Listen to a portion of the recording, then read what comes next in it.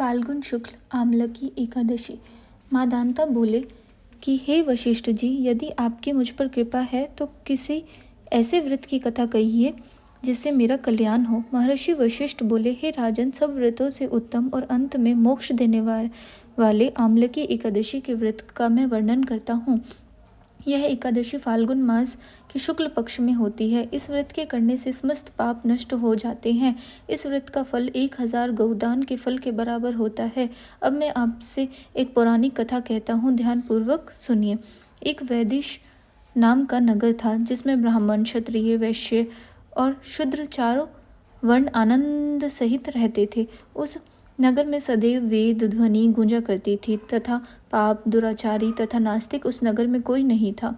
उस नगर में चैत्र रथ नाम का चंद्रवंशी राजा राज्य करता था। वह अत्यंत विद्वान तथा धर्मी था।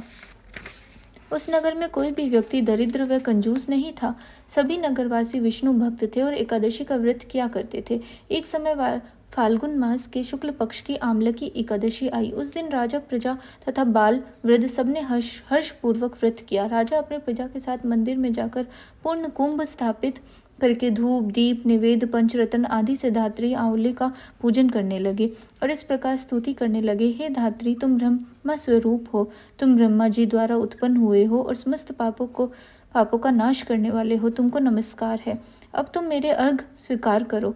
तुम श्री रामचंद्र जी द्वारा सम्मानित हो। मैं आपकी प्रार्थना करता हूँ, अतः आप मेरे समस्त पापों को नष्ट करें। उसी मंदिर में सबने रात्रि को जागरण किया। रात के समय वहाँ एक बहेलिया आया जो अत्यंत पापी और दुराचारी था।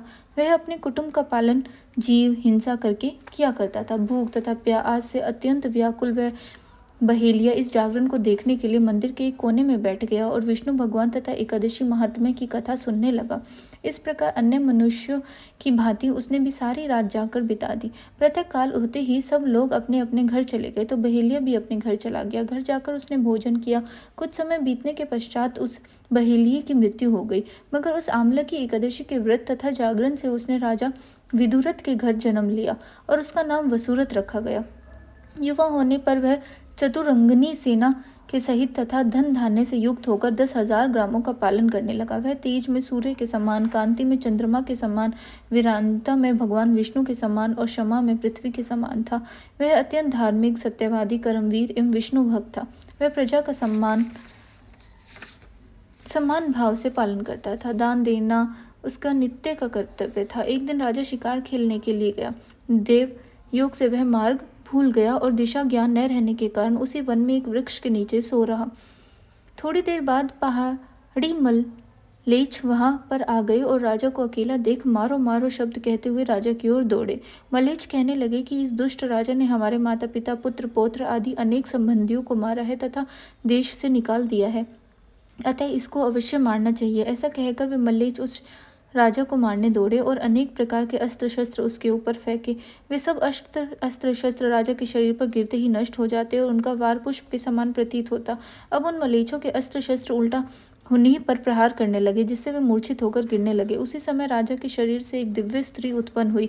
वह स्त्री अत्यंत सुंदर होते हुए भी उसकी भ्रुकुटी टेढ़ी थी। उसकी आंखों से लाल लाल अग्नि निकल रही थी, जिससे वह दूसरे काल के समान प्रतीत होती थी। वह स्त्री मलेच्छों को मारने दौड़ी और थोड़ी ही देर में उसने सब मलेच्छों को काल के गाल में पहुंचा दिया। जब राजा सोकर उठा तो उसने मलेच्छों को मरा हुआ देखकर कहा कि इन शत्रुओं को किसने मारा है? इस वन में मेरा कौन हितैषी रहता है? ऐसा विचार कर ही रहा था कि आकाशवाणी हुई, हे राजा, इस संसार में विष्णु भगवान के अतिरिक्त कौन तेरी सहायता कर सकता है? इस आकाशवाणी को सुनकर राजा अपने राज्य में आ गया और सुखपूर्वक राज्य करने लगा। महर्षि वशिष्ठ बोले कि हे राजन, यह आमलकी एकादशी के व्रत का प्रभाव था।